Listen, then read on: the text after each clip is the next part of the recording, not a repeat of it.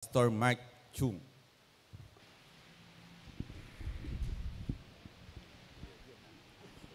Magandang umaga ulit. Kamusta po? Salamat sa isang mabuti. Buti naman kahit isa may mabuti, no? Nakakatuwa na yun, no? Na may isang mabuti. Ayan, so, kamusta po?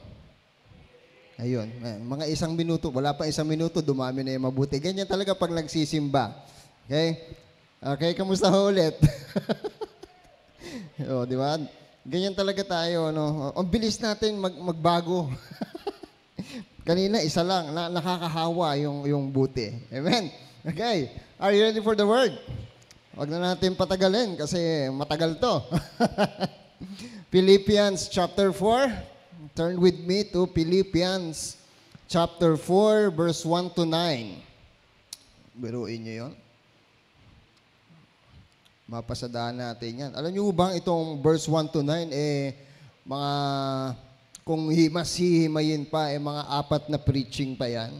Pero dahil mahuhusay kayo, isang preaching lang. Ganon kahusay. Then sa mga susunod na taon, natiin natin sa 4, sa 3. Okay. Dahil mahilig ako magbasa, babasahin ko na sa English at saka sa Tagalog. Sambayan niyo po ako mula sa English Standard Version or ESV po ang ating gamit. Sa Tagalog naman is ang salita ng Diyos, the version, or pwede rin po yung MBB or Magandang Balita Biblia. Okay? So sa English Standard Version, verse 1, "Therefore, my brothers, whom I love and long for, my joy and crown, stand firm thus in the Lord, my beloved. I entreat Euodia and I entreat Syntyche to agree in the Lord. Yes, I ask you also, true companion, help these women who have labored side by side with me in the gospel, together with Clement and the rest of my fellow workers, whose names are in the book of life." Verse 4, "Rejoice in the Lord always. Again, I will say, rejoice. Let your reasonableness be known to everyone. The Lord is at hand. Do not be anxious about anything, but in everything, by prayer and supplication with thanksgiving, let your requests be made known to God. And the peace of God, which surpasses all understanding, will guard your hearts and your minds in Christ Jesus." Verse 8, "Finally, brothers, whatever is true, whatever is honorable, whatever is just, whatever is pure, whatever is lovely, whatever is commendable, if there is any excellence, if there is anything worthy of praise, think about these things. What you have learned and received and heard and seen in me, practice these things, and the God of peace will be with you." Sa Tagalog, "Kaya nga mga kapatid kong minamahal at pinananabikan, kayo ang aking kagalakan at putong. Magpakatatag kayo sa ganitong paraan sa Panginoon. Pinagtagubilinan ko sina Euodias at Syntyche na magkaisa ng pag-iisip sa Panginoon. Hinihiling ko rin naman sa iyo, tunay na kamanggagawa, na tulungan mo ang mga babaeng ito. Sila ang mga kasama kong nagpagal para sa Ebanghelyo, kasama si Clemente at ang iba pang mga kamanggagawa na ang kanilang mga pangalan ay nasa aklat ng buhay. Magalak kayong lagi sa Panginoon at muli kong sasabihin, magalak kayo. Ipakilala ninyo sa lahat ang mga tao ang inyong kahinahunan. Malapit na ang Panginoon. Huwag kayong mabalisa patungkol sa anumang bagay. Sa halip, ipaalam ninyo ang inyong mga kahilingan sa Diyos na may pasasalamat sa pamamagitan ng panalangin at ng panalangin may paghiling. At ang kapayapaang mula sa Diyos na higit sa anumang pangunawa ang siyang mag-iingat sa inyong mga puso at pag-iisip sa pamamagitan ni Kristo Jesus. Verse 8, sa katapus-tapusan, mga kapatid, anumang mga bagay na totoo, anuman ang marangal, anuman ang matuwid, anuman ang dalisay, anuman mga bagay ang kaibig-ibig, anuman ang may mabuting ulat, kung mayroon mang kabutihan at anumang kapuri-puri, ang mga bagay na ito ang isipin ninyo. Ang mga bagay din na inyong natutuhan at tinanggap at narinig at nakita sa akin ay isagawa ninyo. Sa gayon, ang Diyos ng kapayapaan ay isa sa inyo. Blessed be the reading of His Word. Let us pray.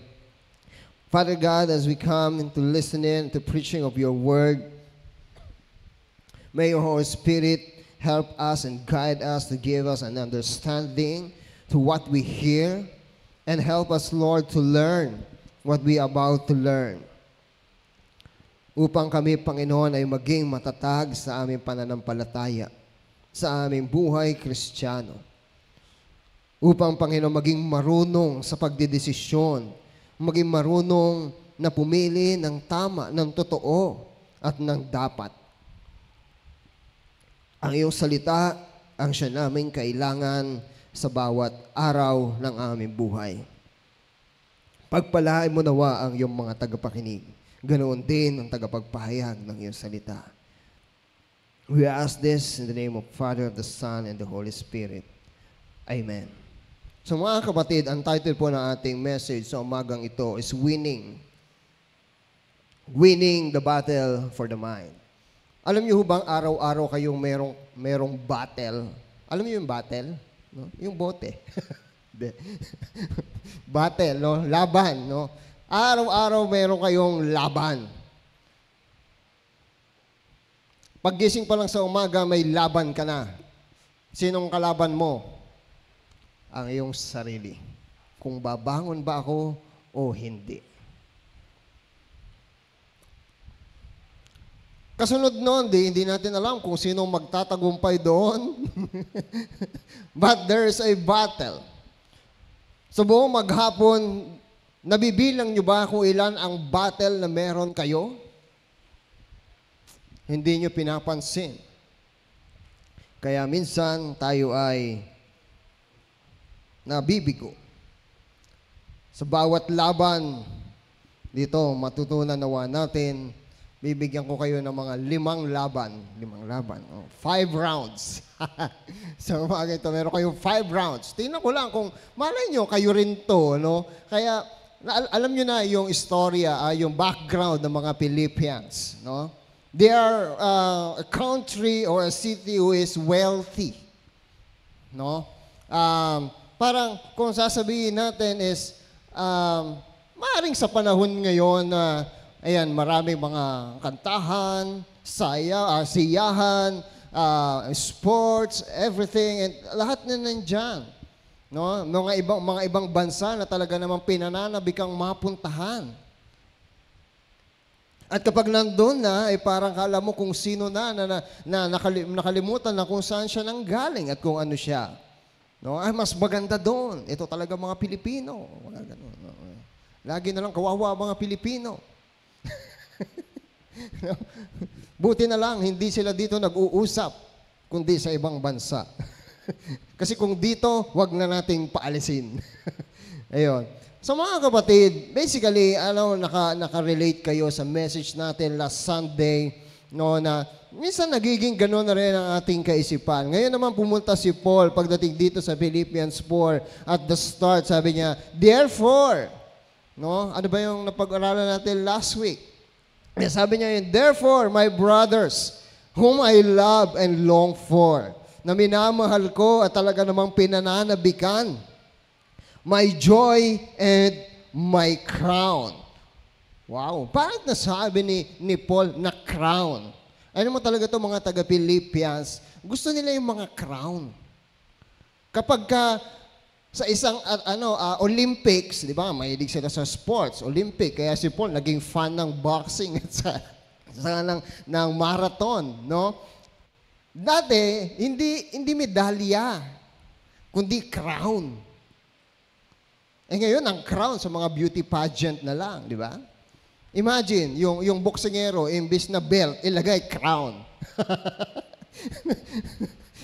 Di ba? Boxing belt, no? Ano bang belt, mga ganun? Basta, belt. Tapos, ilagay crown, no? Sa ibang, ano pa bang ibang mga binibigay? Mostly, medal, di ba? Gold, silver, bronze, medals. But noon is parang, para sa kanila, it is a crown. Kaya sabi ni Paul dito, my joy and my crown. Kasi nire-relate niya na parang, ito yung, di ba sa sports, pagka nag-champion ka, naging number 1 ka, parang panalo ka. May crown. Kayo ang aking, walang anumang atleta, hindi ako sumusuntok sa hangin, hindi ako tumatakbo, sabi niya gano'n. Kayo yung pinagpapagalan ko, kayo yung kagalakan ko, kayo ang minamahal ko, talagang pinananabikan ko. Sino sa inyo nananabik pagka sports? Huh? Talagang, wag niyo akong guluhin. Manonood ako ng basketball. Manonood ako ng volleyball. Minsan nga, yung asawa ko, di ko na makausap pag nanonood ng volleyball. Pati ako. Sino ba yan? Diba? Yung anak ko naman sa swimming, pati mga, kilala mo ba si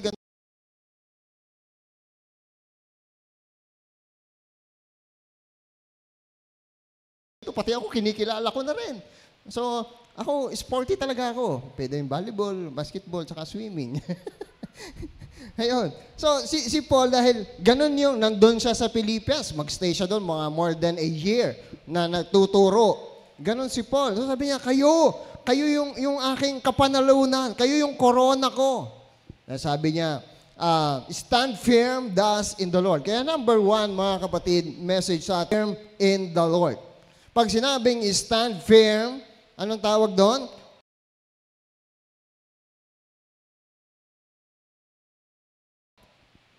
Maging matatag. Hindi lang basta tumayo. Kasi pwede kang tumayo, pero lalambot-lambot ka naman. But maging matatag ka. No? Stand firm. So bago tayo pumunta doon, alamin muna, maganda kasi yung crown. No? Parang ngayon ko lang din nalaman, crown pala ang ano noon, parang gantimpala, no? Parang yung medal. Ngayon kasi medal, belt, ano pa ba? Wala na no? Ewan ko, yung ano bang trophy, yan, trophy. No, ano pa? Yan, trophy. Pero noon, crown.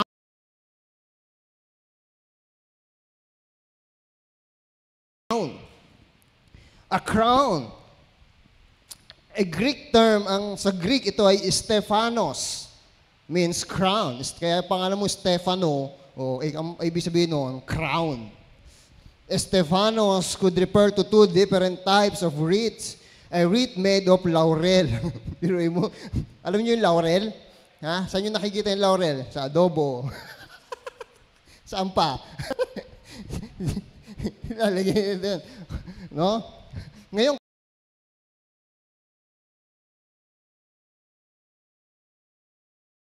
kinakain na lang. Kinakain ba yun? Hindi ako makain nun eh. Di ba pabango lang yun? Pero sa kanila, corona yun.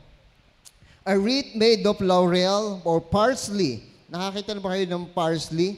Or a wild olive leaves that an athlete was awarded for victory. So dahon. Ngayon, anong corona? Mga diamante, mga nagigininto ang mga tusok-tusok. Yung corona namin ng tusok. Yung corona nila parang headband. Mamaya may picture ako. Papakita ko sa inyo. Okay?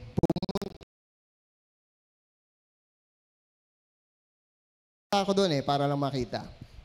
So, made of leaves. Ang crown nila is made of leaves. Ang tawag doon is Stephanos. No? Na ina-award sa isang athlete kapag siya ay nagtatagumpay. Or a wreath worn by a guest at a joyful banquet. So, binibigyan din ng corona sa isang VIP o panauhing pandangal. Nilalagyan ng corona. Ngayon kasi, pag panauhing pandangal, nilalagay bulaklak dito. O kaya, okay? The Latin-speaking members of the church would think of the Latin term corona.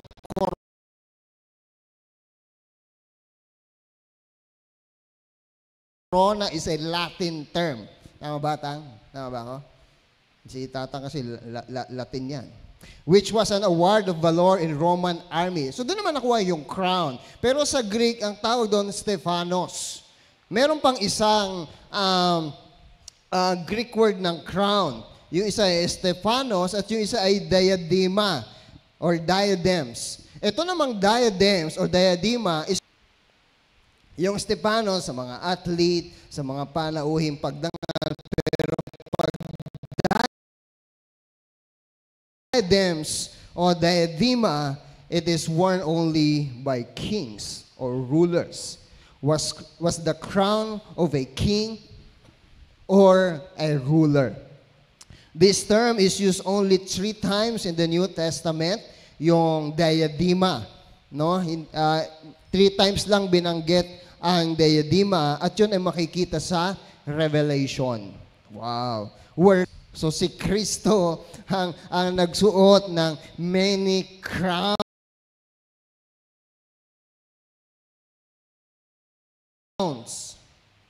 Many diadem. Revelations 19:12. Tingnan nyo na lang. No, Revelations 19:12. Christ wore, no, he's wearing many diadems or many crowns. Kaya dating kinakanta natin, crown you now with many crowns. So, talagang nakakrona sa kanya yun. We are not the one who crowned him, but it is his crown. No, and many of the New Testament uses the term Stephanos from the root meaning to put around, no? Kaya bilog ang corona. To put around your head, which can designate 2 types of wreath, a wreath made of leaves. Yan nga, kanina, laurel, parsley, or olive leaves. Para sa isang manlalaro na nagtagumpay o sa isang panauhing pandangal. Okay, Stephanos and diadems. The crown of thorns worn by Jesus is Stephanos that carried an unintentional dual meaning. The soldiers meant it as a mocking mark of a king, a diadem. Kumbaga, hari ka, di ba? Pero dapat ang isusuot niya ay diadems. Pero dahil nga minamock siya or ano ba tawag doon? Ano ba sa Tagalog yun? Ha? Inalipusta, imbis na diadems, ang inilagay sa kanya ay Stephanos lang. So, ito ay pang-mamak o di ba? Pero dapat diadems ang isusuot niya. Pero nilagay is crown of thorns, which means Stephanos. But when Jesus said, it is finished, in John 19:30, he had won his victory crown. Wow. When hearing this, Latin-speaking church members might have thought of the Latin term corona. Sa Latin term, yung corona is a Latin. But in Greek, ano po sa Greek? Stephanos and diadems. Stephanos is for the athletes, for the BIP. Okay? So, ito itsura. Pakita mo nga yung sample ng Stephanos. Yan. Sino gusto niya?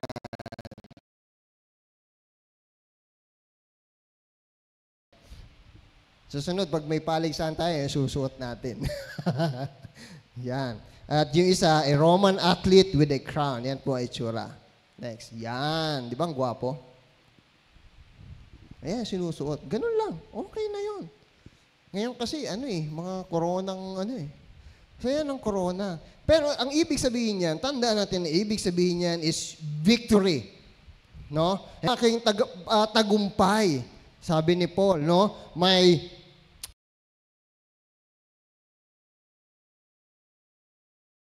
Sabi niya, my joy and my crown. So yun yung kanyang tagumpay. Kayo ba? Ano ba ang inyong corona sa bawat araw? Siguro heater, no? Kasi mainit ulo. No? Ano pa? Ano bang corona nyo? Pag nagtatagumpay kayo, ano yung corona? Pag sinabing crown, you are a battle. Tama ba? Paano ka magiging mananagumpay kung wala ka namang laban? Lahat tayo may laban. Ang number one yung kalaban ay ang ating sarili. Alam niya ng iyong kahinaan. Alam din niya ng iyong kalakasan. So ano ba? Ilang korona na meron tayo, ilang battle na ang ating napagtagumpayan sa bawat araw. O baka naman hanggang ngayon, hindi pa rin nagtatagumpay. Philippians 4, verse 1 to 9. Kasi baka mamaya mayroon pa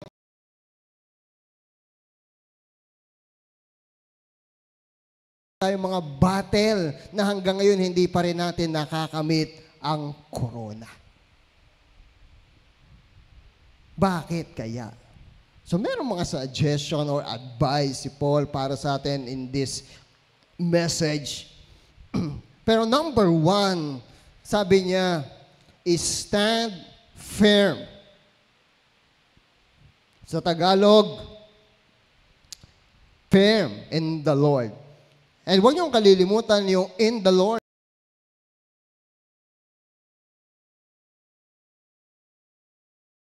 No? Stand firm in the Lord. Manatili kayong matatag sa Panginoon. Biro mo, umpisa pa lang, number one, point number one from verse 1 is to stand firm in the Lord. In any battle, you must stand firm in the Lord.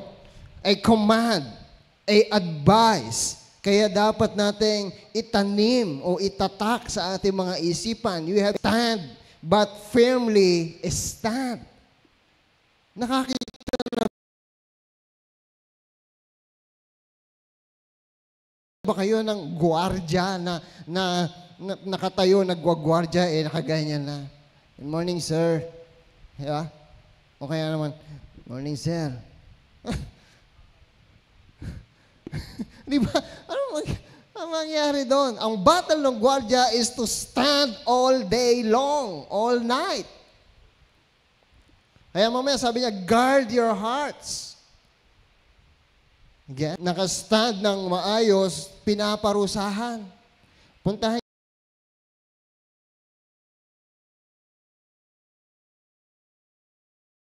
niyo yung mga gwardiya doon sa ano yun? Yung bahay ni Jose Rizal, sa Luneta. Maingat sila doon. Binabantayan yon. Tama ba, Kuya Antero? Nagbantay ka na ba doon? Hindi pa. Subukan natin. Ilang oras yon? Hindi pwedeng gumalaw.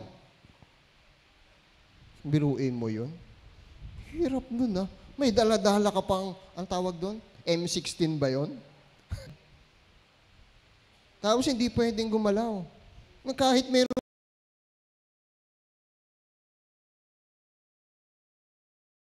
siguro kung langaw na ng Google, hindi pwede. Ganun kahalaga mga kapatid ang sinasabing stand firm, maging matatag. At hindi lang basta tumayo, but to firmly stand. In every situation, situations, stand firm in the Lord. Sa anumang laban, number one, to stand firm in the Lord.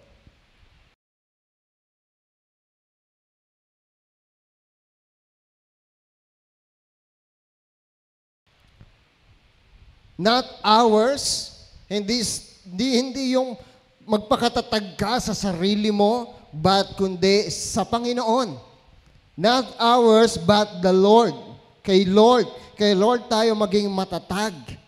Hindi natin paninindigan ang ating mga sariling karunungan, sariling damdamin, o sariling nasa, maging sariling pangunawa. It's understanding, para sa akin kasi ganito, kaya paninindigan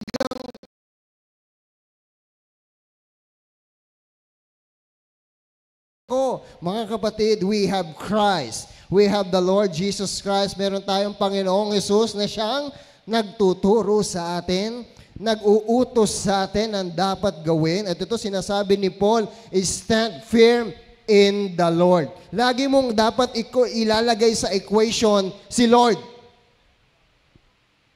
Yan ang number one. Upang magtagumpay sa mga laban, Hindi sa Lord. Ano ba ang inuutos ng Diyos, ng Panginoong Yesus sa ganitong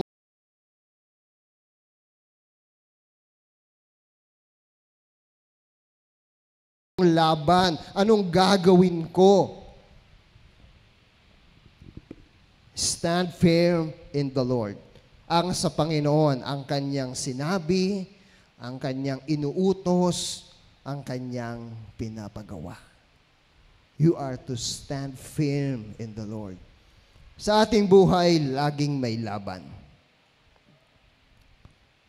Hindi away. Iba yung higing away yan. Mag-aaway kayo. Sa buhay natin,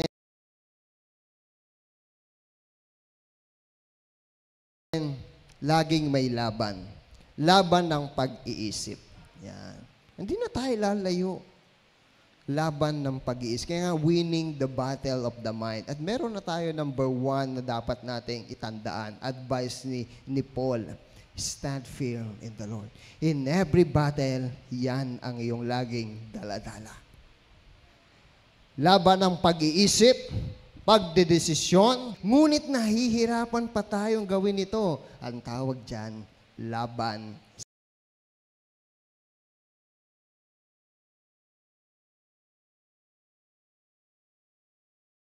sa pag-iisip. Di ba? Alam ko naman ang tama at mali eh. Yun na nga yun eh. Diyan nag-uumpisa ang laban. Alam natin na dapat tayong bumangon, gumising ng maaga upang di tayo malate. Pero bakit late pa din? Laban. Laban ng pag-iisip. No? Pero wala tayong lumayo. Alam natin na dapat tayong maglaba. Alam natin na dapat tayong maghugas ng pinggan. Alam natin na dapat tayong laban pa yan. So, laging may laban.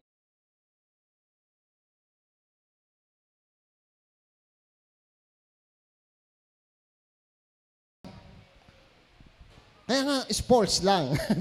Laban, no? Paano ka magiging matagumpay? Paano ka magiging champion when it comes to going to church? Paano ka magiging champion in this situation? Kasi nga may laban. Paano ka magiging victorious? Jesus Victorious Church International. Dapat victorious tayo. Hindi mga talunan na bawat araw, bawat equation. Upang maging matatag, kailangan mo talaga si Lord.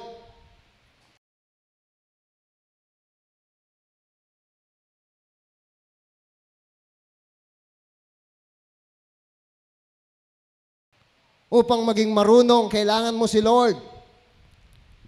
Upang magmatagtagumpayan mo ang kinalalagyan mong laban ngayon, kailangan mo si Lord. Amen. Sinong kailangan natin?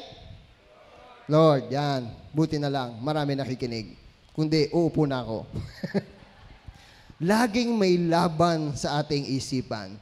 That is why Paul says, stand an urge to agree in the Lord. Sabi ni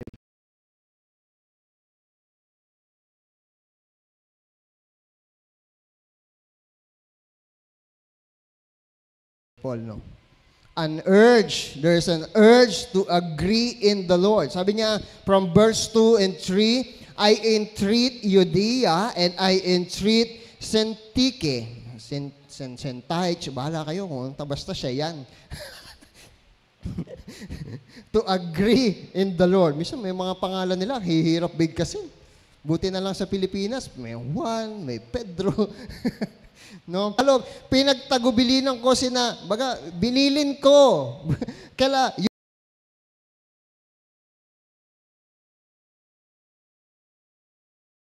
Euodias at Syntyche na magkaisa ng pag-iisip sa Panginoon. O anong tawag dyan? Battle. Pati sa pagkakaisa, it is a battle. Pati sa pagkaunawaan, battle.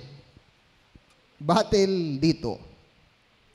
Yes, I ask you also, true companion, help this woman. Biruin nyo, pinagkakasundo yung dalawa. These women who have labored side by side with me in the gospel to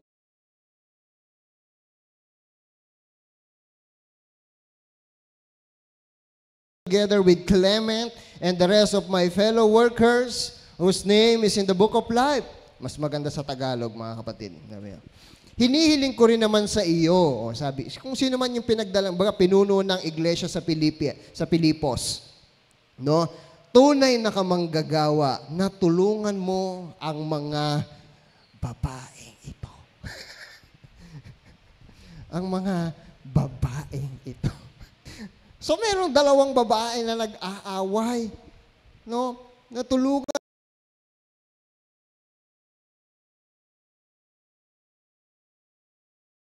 mo ang babae ito na sila ay kasama kong nagpagal, baga magkasama na sa paglilingkod, sa pag-evangelize, kasama si Clemente at iba pang mga kamanggagawa. So dito, para kay Paul, isa itong battle. Isang laban na dapat pagtagumpayan. Ang isang hindi pagkakaunawaan, isang laban niya na dapat pagtagumpayan ng dalawa. Pwede lang kung hindi mo kasundo yung sarili mo. No?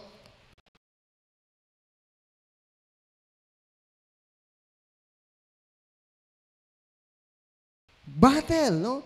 Ano yung battle dito, mga kapatid?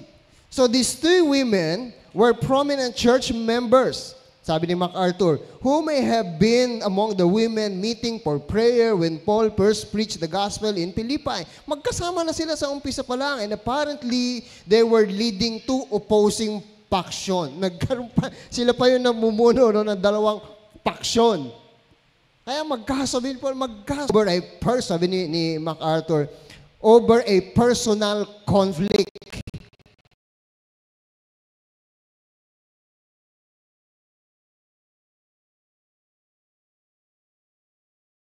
Personal. Dalawang babae, si Euodias at si Syntyche. May gano'n bang pangalan dito? Wala. Buti na lang. No? Ano nangyari? Meron silang di pagkakaunawaan. At mostly sa pag-aaral, no, it is a personal conflict. Ngayon ay sinasabi ni Paul to agree. Ang ibig sabihin ng to agree is magkaisa, magkasundo, at magkaunawaan. Euodias ba? O Euodia? Alam ni Euodia at alam din ni Syntyche na dapat naman silang magkasundo.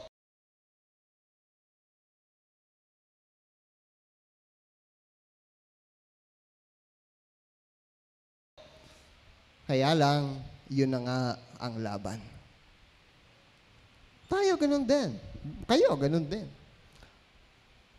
Alam nyo naman na dapat magkasundo. Alam nyo naman na dapat magkabati. Pero ano yung laban? Gagawin ko ba o hindi? Minsan, imbis na ito ang pairalin, ito ang pinaiiral. Hindi ko feel. Tulungan mo sila ng magkasundo. Tulungan mo sila na mag-agree. Kasama namin si Clemente. Hindi yan iba sa atin. So, may battle. Kayo, meron na ba kayong kaaway? Meron na ba kayong hindi nakasundo? Ilang araw bago kayo magkasundo? O kung hindi araw, ilang buwan? O kung hindi buwan, ilang taon? O kung hindi ilang taon, Philippians 2, chapter 2, verse 2 to 3, sabi ni Paul,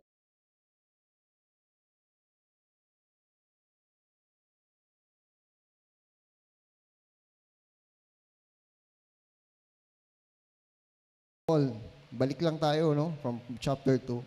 Complete my joy by being of the same mind.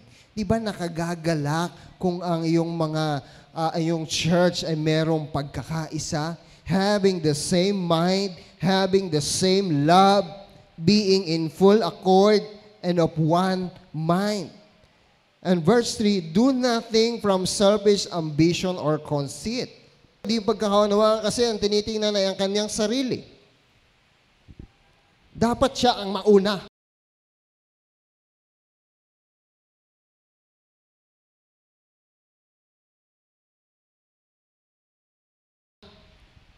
Hindi ako. Ay ganun din yung isa, dapat siya ang mauna, hindi ako. Babalik tayo sa number 1, stand firm in the Lord. Magkakasundo kayo kasi si Lord ang parehas niyong tinitingnan at sinusunod. To stand firm in the Lord. Di ba may battle? Siguro bawat umaga, kasundo. Di ba? Maaring alam naman ni Judy.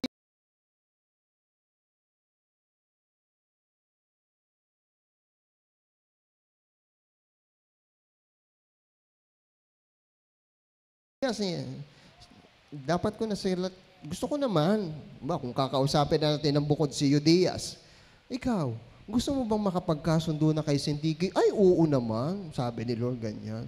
O sige, gawin mo ha. Kaya lang, wag muna ngayon. Hindi ko papil. Di ba, battle?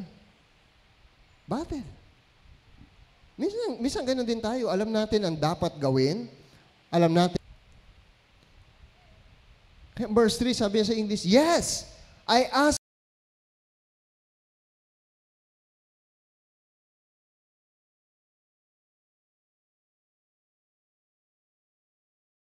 you also, a true companion, help these women. Tulungan mo ang dalawang babaeng ito. Dapat magtulungan ang simbahan upang magkasundo ang mga may di pagkakaunawaan. The battle is to stand firm in the Lord or not, or to agree or not. Sabihin mo sa katabi mo, ano sa tingin mo?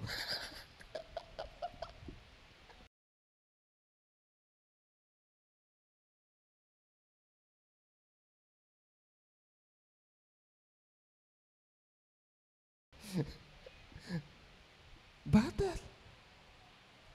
Alam naman natin na dapat magkasundo, pero ang tanong lagi, wow,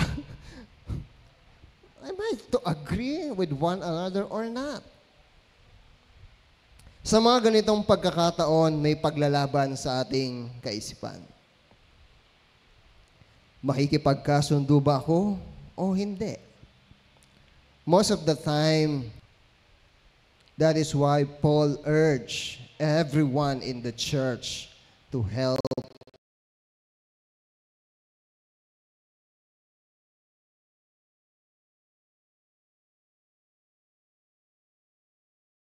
these women. Help these women. May pagkakaisa.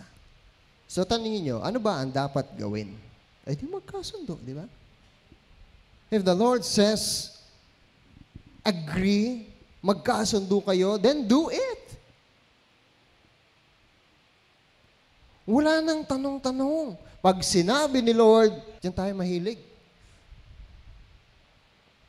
Kaya minsan,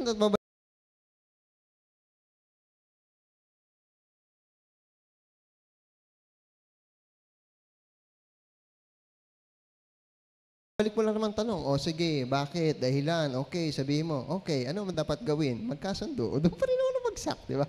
Ang dami pang paligoy-ligoy, ang dami pang paikot-ikot.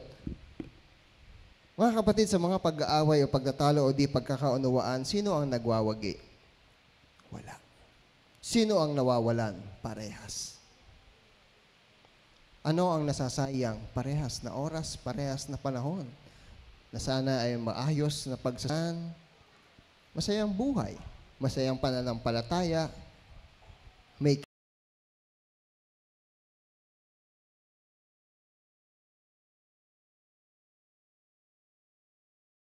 kagalakan, may kasiyahan. Yan ang nawawala kapag hindi tayo nagkakasundo sa isa't isa. So alam nyo na yun, dapat magtagumpay nawa tayo sa laban ng pagkakasundo. Amen. Amen. Buhay pa ba kayo? Parang galit na kayo sa akin, ha? Patawarin nyo na ako. Alam nyo ba, ang corona is also a symbol of wisdom?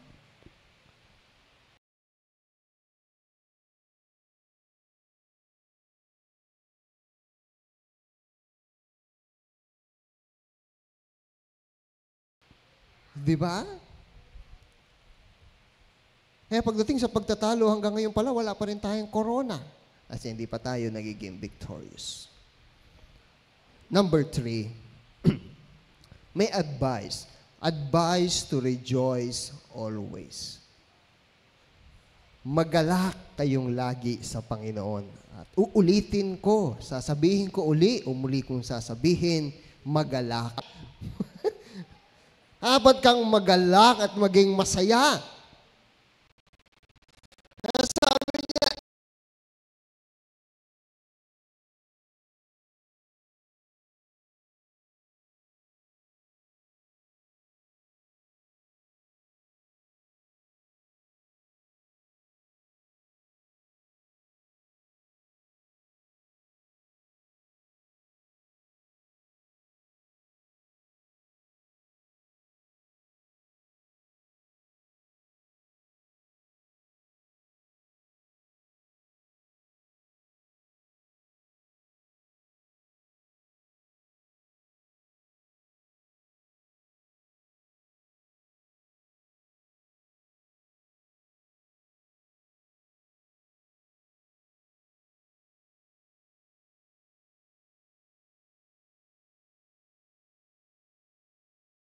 ipakilala ninyo sa lahat ng tao na kayo ay sa Panginoon. Maggalak, maging mainahon, kasi malapit na ang Panginoon. Saan daw tayo dapat maging masaya o magalak? Sa blessing? Sa bagong bahay? Sa bagong kotse? Sa bagong cellphone? No? Sa bagong damit? Yan ba ang nagbibigay sa atin ng kagalakan? Magiging masaya. Sa Panginoon at hindi sa kung ano paman.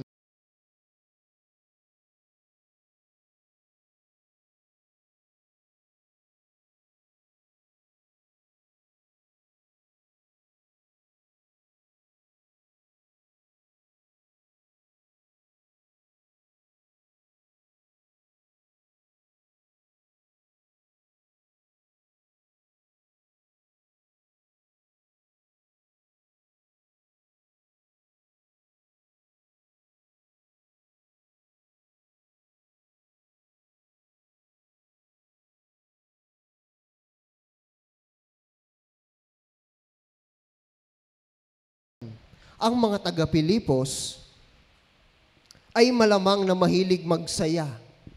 Kasi wealthy sila. Mahilig magsaya, mahilig magkaroon ng kagalakan o kasiyahan. Ngunit sinasabi ni Pablo sa simbahan, hindi ganyang klaseng pagsasaya, kundi sa Panginoon kayo magalak.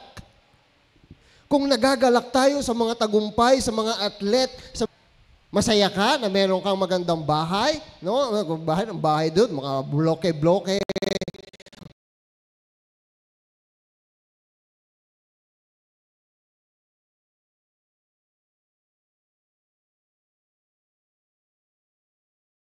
O masaya ka na meron kang corona na panalunan, na victory. Masaya ka na meron kang kasiyahan sa iyong buhay, sa iyong tahanan. No, mas lalo kang maggalak sa Panginoon at inuulit. Pag inuulit po ang salita, ibig sabihin ito ay tunay na mahalaga na maggalak tayo sa Panginoon. Huwag natin hanapin ang anumang kagalakan sa mga bagay, sa tao, kundi saan lang? Sa Lord. Ang forever mong makakasama. Ang tanong dyan, sa langit ba o sa impyerno?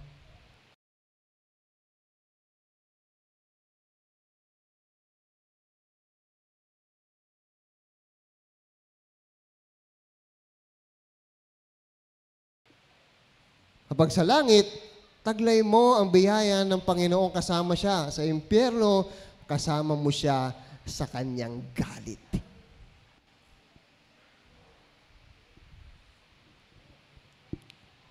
Saan tayo dapat magalak? Yan sa battle na naman. Let your reasonableness be known. Ano mang kadahilanan ng kagalakan mo sa Panginoon nang siyang dapat 13 month, no? 13 month. Sino mga masasaya ngayon? May 13 month na ba kayo?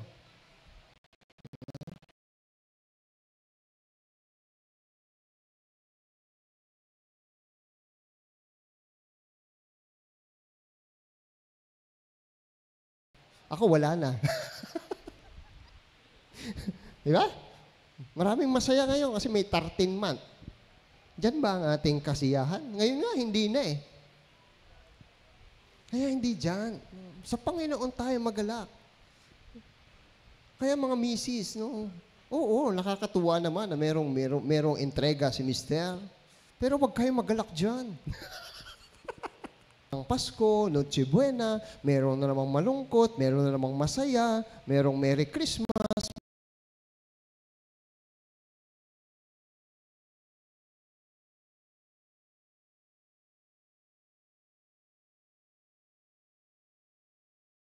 Meron namang sana all. O, ayan na naman. Yan naman ang dadagsa sa inyong social media. Sana all. Hindi na Merry Christmas ang batian ngayon. Sana all. Hindi na Happy New Year. Sana all. Ayan. Bilangin nyo kung ilan ang Merry Christmas and Happy New Year na lalabas sa social media kumpara sa sana all. O, diba? Doon kasi hinahanap ang kagalakan. Ano man ang meron sa hapagkainan, dapat ipagpasalamat. Kaya nga, rejoice in the Lord always. Hindi yung sana all. Amen?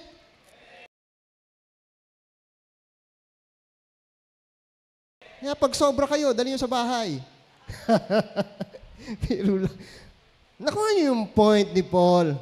Masaya ka sa iyong napagtagumpayan sa mundong ito, sa sports, sa business, sa profesyon, o ano pa man, but mas lalo kang magalak sa Panginoon. Magalak ka na meron kang relasyon sa Diyos, meron kang tagapagligtas na si Kristo, hindi lang basta tagasyon. Ano ang sinasabi ng Panginoon? Ano yung tinuturo sa atin? Yan.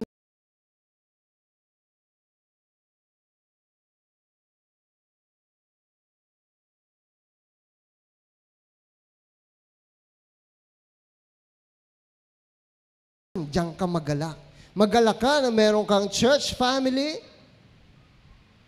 na siyang nangangalaga sa iyo, nagtuturo sa iyo ng salita ng Diyos, nananalangin para sa iyo. Mas tayo magalak ba? Nagagalak ba tayo kapag nagtitipon-tipon tayo? Amen. Salamat sa isa. Buti na lang may nagagalak kahit isa. No? Nagagalak ba tayo? Galak. Sa mall? Nako, sa department store, sa umpisa lang yan, pag uwi mo, iiyak ka na.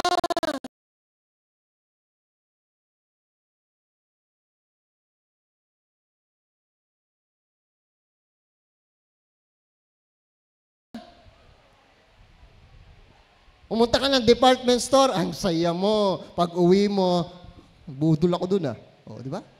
Pansamantalang kasiyahan. Kaya kung ano man yung binili nyo, pag nadismaya kayo, nalungkot kayo, bigyan nyo sa akin. Biro lang. Di ba? Pansamantala. Nanood ka ng sine, o sa anumang mga bagay, o sa anumang mga tao, o sa anumang mga lugar. Sabi nga, magalak kayong lagi.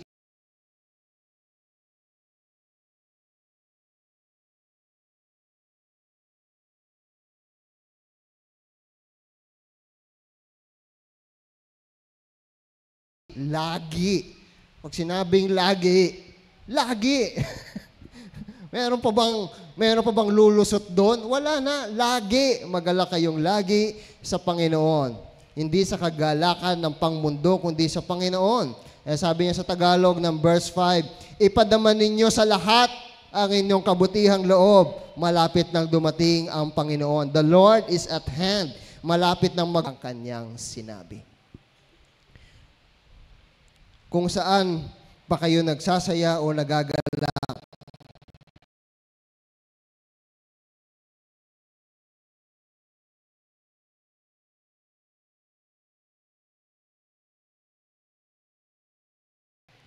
sa Panginoon lang kayo magalak. So ano yung battle dito? The battle is to rejoice in the Lord or not. Laban yan. May mga tao, may mga Kristiyano, hindi ko alam kung sino, pero malamang meron. Wala rin akong data kung ilan, pero alam kong meron na mas nagiging nagagalak sa mga. Kaya nagkakaroon ng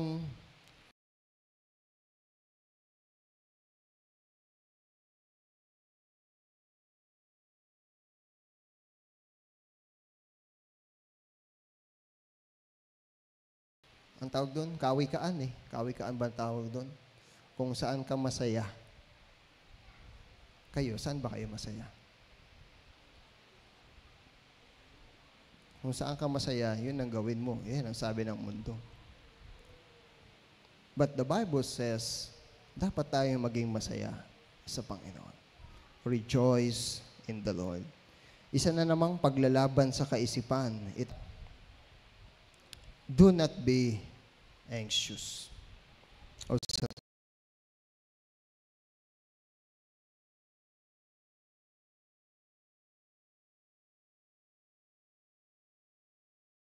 Tagalog, huwag kayong mabalisa. Huwag kayong mabalisa patungkol sa anumang bagay. Do not be anxious about anything. Sa halip, ipaalam ninyo ang inyong mga kahilingan sa Diyos na may pasasalamat sa pamamagitan ng panalangin at ng panalangin may paghiling. At ang kapayapaan mula sa Diyos na hindi naman yan. No? Alam ko naman na huwag mabalisa, pero hindi ko magawa.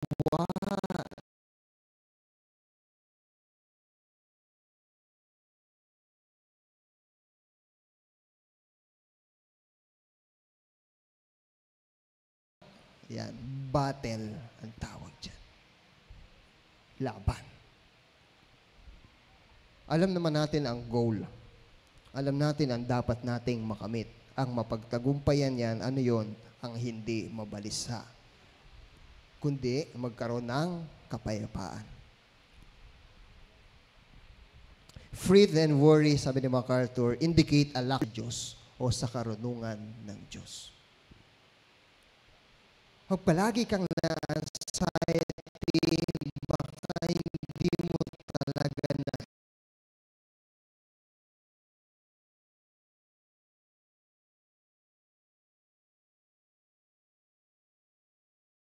kilala kung sino ang Diyos. God is a sovereign one. He is all-powerful. He is all-knowing. He is all-present.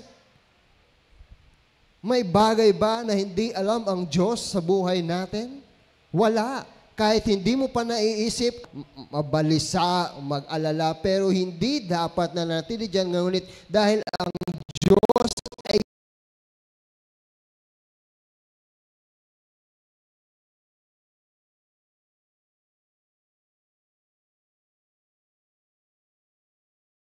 higit dyan. Yan ay pinagtatagumpayan. Hindi ninanamnam. Hindi ine-enjoy. Kundi pinagtatagumpayan. Kung wala yan, walang battle. Kung walang battle, walang magtatagumpay. At kung walang nagtatagumpay, walang corona. Sino ba ang mga mananagumpay? Fret and worry indicate a lack of trust in God's wisdom.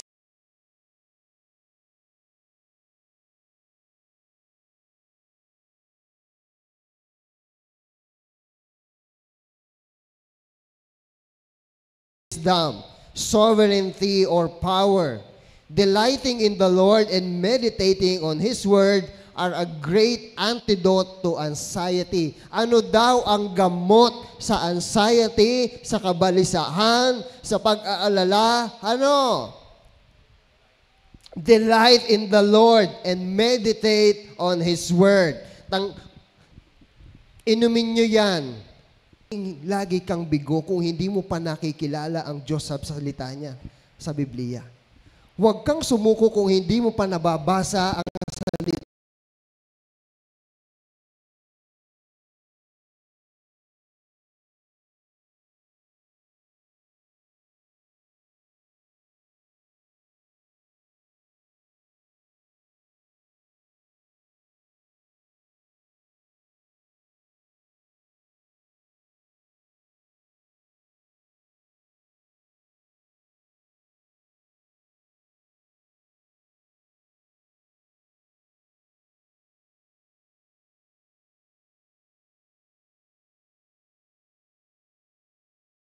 niya para sa iyo.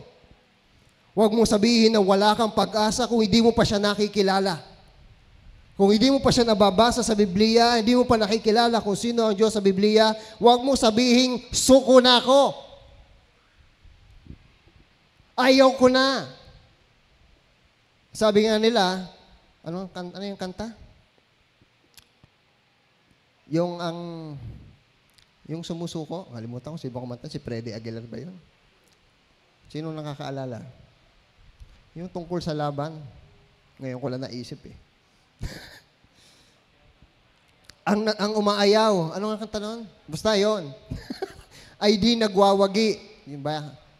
Basta. Tama? Ang umaayaw ay hindi nagwawagi. Kanta yun eh. Ang ganda nung kantang yun.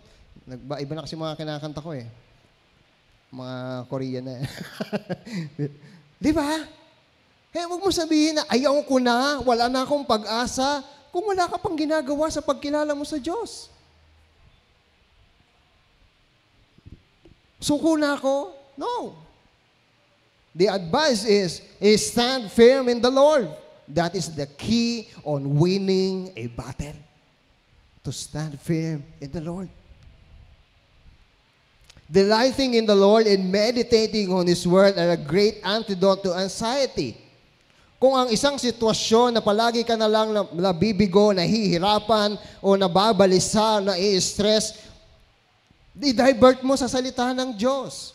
Umawit ka ng mga awiting espiritual, himnal, magbasa ka sa Biblia ng mga salita na nagpapatatag sa iyo na pagkilala mo sa Diyos. Hindi yung lagi tayo nag-e-enjoy kung saan tayo laging talo. Bakit ka makikipaglaban sa isang laban na alam mong lagi kang talo? Doon ka sa Panginoon, panalo ka. Hindi, susubukan ko ulit, Pastor. Ngayon, medyo na ako eh. That is not trusting the Lord. Trusting yourself. Ang tawag dyan. Ayan sabi ng Proverbs 3:5, trust in the Lord with all your heart and lean not on your own understanding. Sa mga laban, ang isang Kristiyano sa laban, laging merong Lord. Laging merong Panginoon. May boss. Ang coach mo si Lord. Ang trainer mo si Lord. Wala nang iba.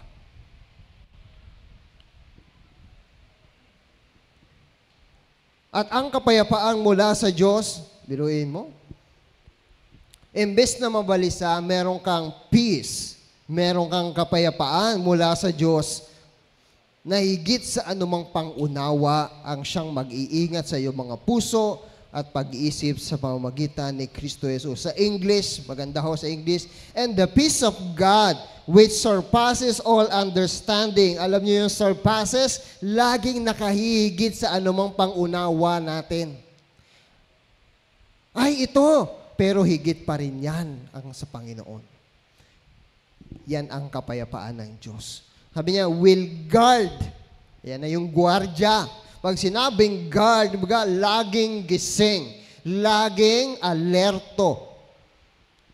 Kaya tayo dapat laging gising, laging alerto ang ating mga puso at isipan kay Kristo Jesus. Sabi ni Matthew Henry, we must join thanksgiving with prayers and supplications, not only seek supplies of good, hindi lang sa mga bagay na mabuti para sa atin, but on the mercy we have received. Pati ang mga kahabagan na ipinagkaloob sa atin ng Diyos. God needs not to be told our wants or desires. He knows them better than we do.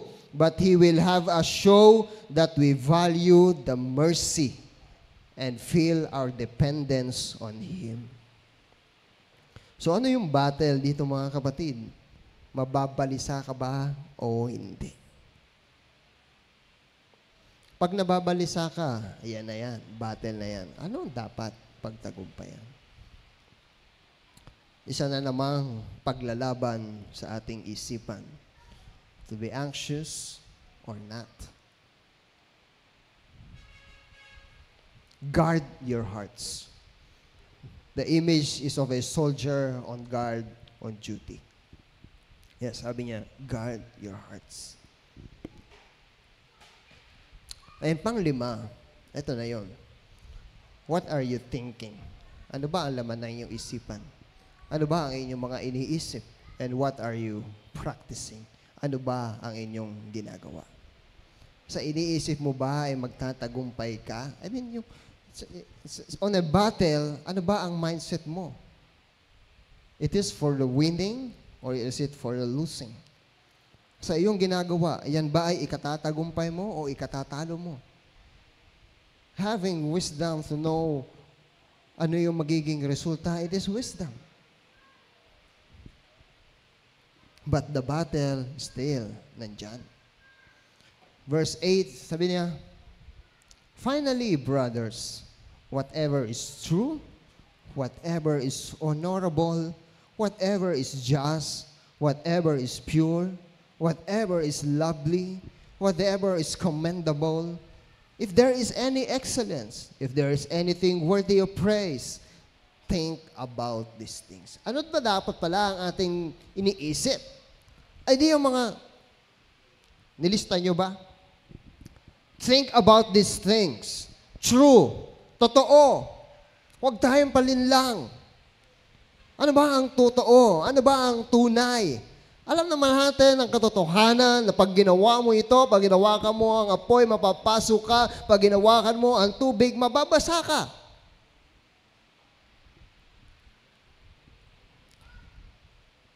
Alam natin yan. Kaya dapat iniisip na yan, hindi yan magpapadalos-dalos. Think about these things. Ano ba yung totoo? Honorable? Ano ba yung marangal? Yan ang ating pinipili. Ano ba yung matuwid? Just? Ano ba yung pure? Dalisay? Ano ba yung lovely o kaibig-ibig? Hindi yung hindi ka nais-nais o kaasar-asar o kainis-inis. Ano yung commendable? Ano yung mabuting ulat? Ano yung mabuting resulta ng ating gagawin? Yan dapat ang ating iniisip. Pag ginawa ko ba ito, ano magiging resulta nito? Ito ba ay mabuti? Ito ba ay masama? Think about these things. Ang battle of the mind. And any excellence or kabutihan, may kabutihan bang maidudulot? Doon tayo tumingin. Or anything worthy of praise or kapuri-puri. Ang mundo hindi ituturo to sa atin ng mundo. Alam nyo kung ano ituturo sa iyo ng mundo? Hindi ka tuturuan paano ka mag-iisip ng tama, paano ka magdedesisyon ng tama. Hindi ituturo sa ito. Totoo, marangal, matuwid, dalisay, kaibig-ibig, mabuting ulat, kabutihan o kapuri-puri. Hindi nila ituturo to. Alam nyo ituturo sa inyo? Sundin mo ang iyong puso. Delikado ka dyan, kapatid. Dahil sa puso nag-uumpisa ang lahat ng kasamaan. Mahirap yan. Sundin mo na lang ang iyong puso. Aray.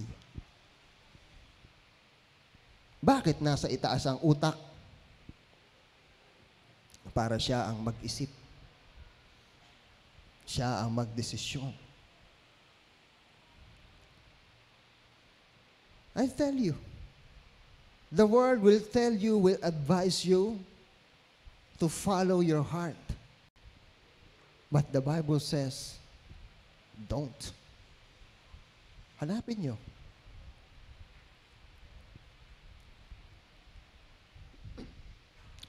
Paul says, think about these things upang magtagumpay ka.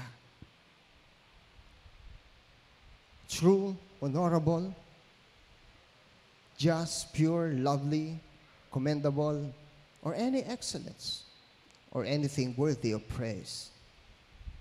At hindi lang natatapos doon sa isip lang. Sabi niya, practice these things. What you have learned and have received.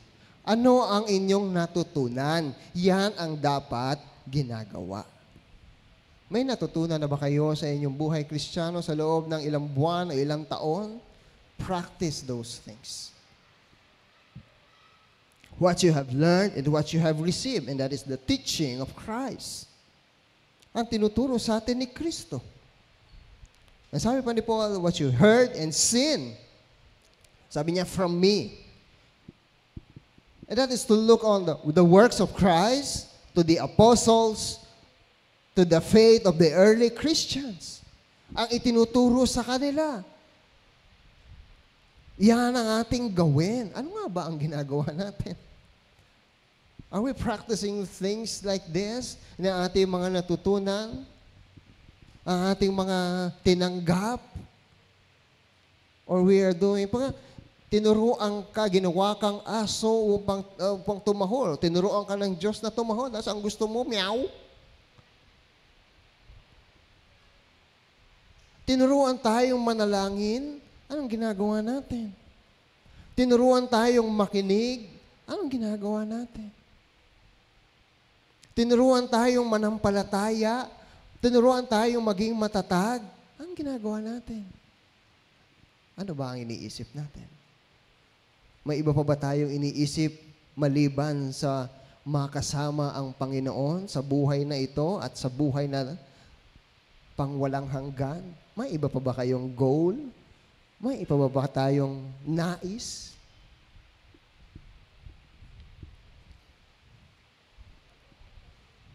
Practice these things. Ano yung ating natutunan at itinanggap? So the battle is, should I think and practice or not? Battle na naman yan. Alam ko naman na ito ang dapat isipin, pero bakit iba ang naiisip ko? Battle. Alam ko naman na hindi dapat kitang awayin, sigawan, gawan ng hindi maganda, pero bakit? Yan ang naiisip ko. Battle. Alam ko naman na dapat mag-church, pero bakit nandito ako sa mall? Bakit nandito ako sa bahay? Bakit ako naglalaba? Bakit ako nanonood ng palabas? Dapat nasa church ako. Dapat nakikinig ako kay pastor. Dapat may hawak akong Biblia. Dapat nagno-notes ako. Bakit iba yung ginagawa ko? Ang tawag doon. Masasabi ba natin karunungan yan?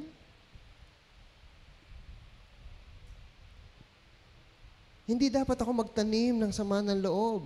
Pero ang ginagawa ko? Ang hilig kong magtanim. Hindi kayamanan, hindi kabutihan, kundi sama ng loob. Saan ba itinatanim ang sama ng loob? Hindi ho itinatanim yan, itinatapon. Ang itinatanim ay kabutihan. Ano nga ba ang ating ginagawa? Ano nga ba ang laman ng ating isip? Alam ko naman ang itinuturo, pero bakit iba ang ginagawa ko? Ang sabi ng Biblia, forgive. Bakit hindi ko magawa?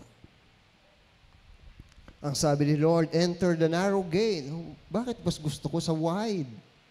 Battle.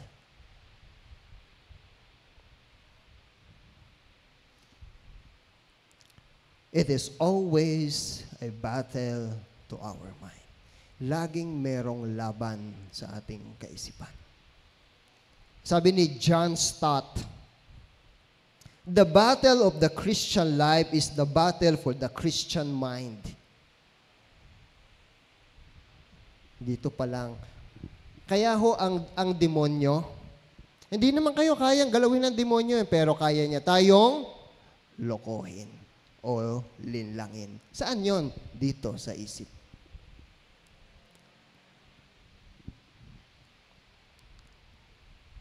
Hindi niya tayo kayang saktan. Tayo pa nga sumasakit sa ating sarili.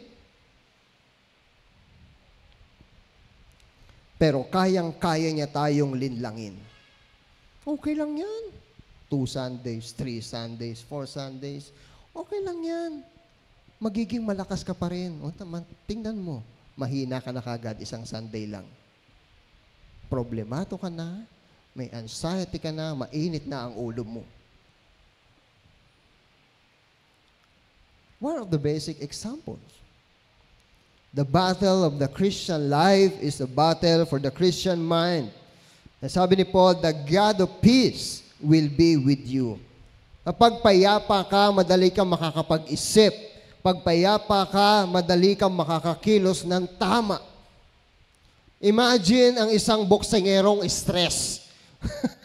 Imagine ang isang mananakbo na stress. Imagine ang isang basketballista na stress. No? Imbis na i-shoot ang bola, binato sa kalaban. Ang isang boksengerong stress, hindi imbis na yung kalaban, ang boksingin, pati referee, pati yung mga coach, lahat yon binuksing na. Diba? Nawawalan ng saysay ang training. Nawawalan ng say ang training, ang natutunan, ang pagdidisiplina sa sarili, kung walang kapayapaan.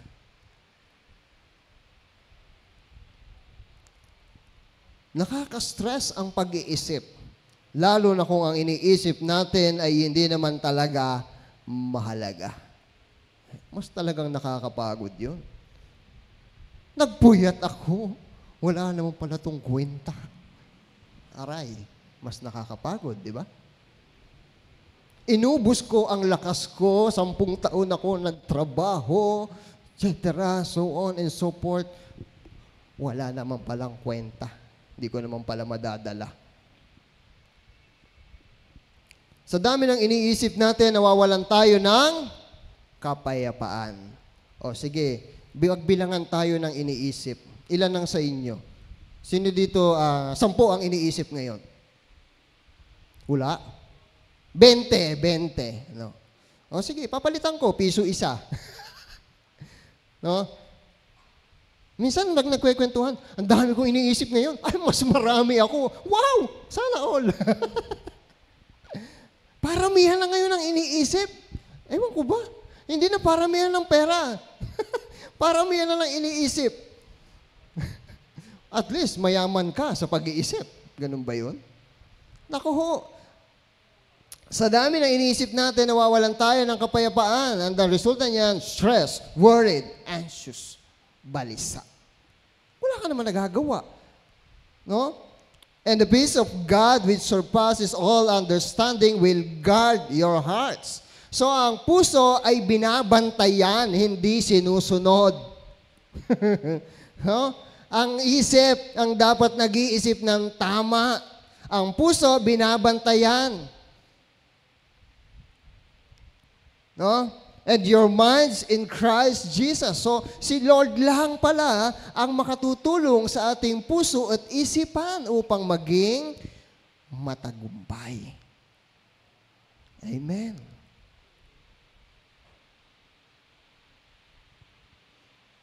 Saan ko ba nailagay yung kanina? Parang hindi ko nailagay. Sabi ni Jesus, no?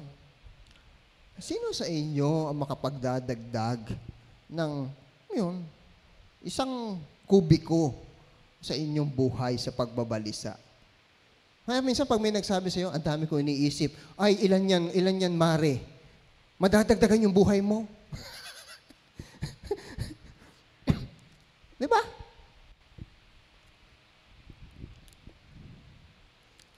Hindi nakakadagdag. At kung hindi rin nakakabawas yan, huwag nyo nang masyadong isipin. Anong sabi? Manalangin ka. Panalangin may hiling. Her conclusion, tapos na ako. Who's winning on your mind? Sino ba ang nananalo sa inyong isip? Is it you or Christ? Sabi, rejoice in the Lord or in Jesus always. Few things are more fatal to real Christianity than the poisonous idea that joy in Jesus is optional and not essential. Yan ang problema. Optional lang pala, pero hindi, mga kapatid, essential ang kagalakan sa Panginoon. Hindi yan option. Hindi ako maging masaya dito, kay Lord na lang ako. Huwag ganon. Siya ang unahin. Kaya seek first. Unahin natin siya. Hindi siya optional. Pag hindi ka masaya dyan, punta ka kay Lord. Hindi ganon. Kay Lord ka lang magiging tunay na masaya. We can slip into this way of thinking when a vibrant personal relationship with Jesus, a joyful devotion, chills to a religious allegiance to Jesus. No one can read Philippians rightly and regards one's duty to Jesus as essential, but joy in Jesus as merely optional. Philippians 4:4 even says it twice for emphasis. Rejoice in the Lord always. Again, I will say, rejoice. And what is so striking here is not merely a repetition, but it gives the more importance of being rejoiceful in the Lord. Much more radical. Rejoice always, at all times. Hindi lang yan sa Philippians na sinabi maging sa Thessalonians. Sinabi niya, rejoice always. Pero sa Philippians, inulit. Kasi nga itong mga Philippians, sa iba ng kasiyahan na dadala. Sabi sa Thessalonians 5:16, 1 Thessalonians 5:16, rejoice always.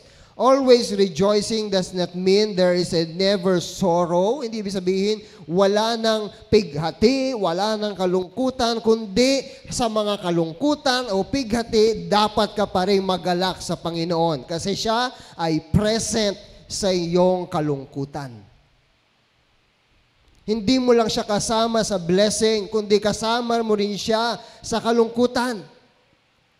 And sabi ni David, even though I walk in the valley of shadow of death, sa kamatayan, problema, o so, ano pa, hindi siya matatakot kasi kasama niya si Lord. Paul can say that sorrow and rejoicing can exist simultaneously, describing himself and Timothy as sorrowful. Siya mismo, sorrowful, yet always rejoicing. 2 Corinthians 6:10. Basahin nyo. 2 Corinthians 6:10.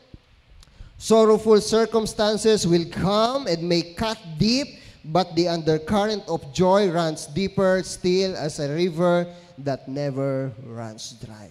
Gaano man mabiyak ang iyong puso, gaano man magkabitak-bitak ang iyong kaisipan, ang kagalakan pa rin sa Panginoon dadaloy sa anumang sulok ng iyong puso at ng iyong kaisipan. Kaya ang buhay natin ay dapat puno bilang Kristiyano, puno ng panalangin. Yan sabi niya, no? But in prayer, by prayer and supplication. Sa bawat laban, huwag niyong tatanggalin ang panalangin. Nagpapakita lamang yan ng iyong pagtitiwala sa Kanya at hindi sa iyong sarili. Amen. Believers in Scripture are exhorted to consider prayer an integral part of the Christian life. Pagkatapos niyang i-encourage ang mga taga-Philippians, sabi niya, no, prayer and supplication. Si Paul na nakulong dahil sa pagpapahayag ng salita, sa pagtatayo ng simbahan, sinabi niya, manalangin kayo, huwag kayong masakop ng kabalisahan. Dapat nating idalhin ang ating mga kabalisahan, ang ating mga cares. Sabi niya kay Peter, no?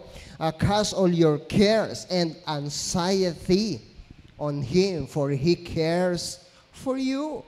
God cares enough to tell us not to worry, but to pray. 1 Peter 5:7. And then He promised to guard our hearts and minds as a garrison of soldiers guards a city, giving us a peace. Kapag merong matuwid na nagbabantay, maingat na nagbabantay, merong kapayapaan.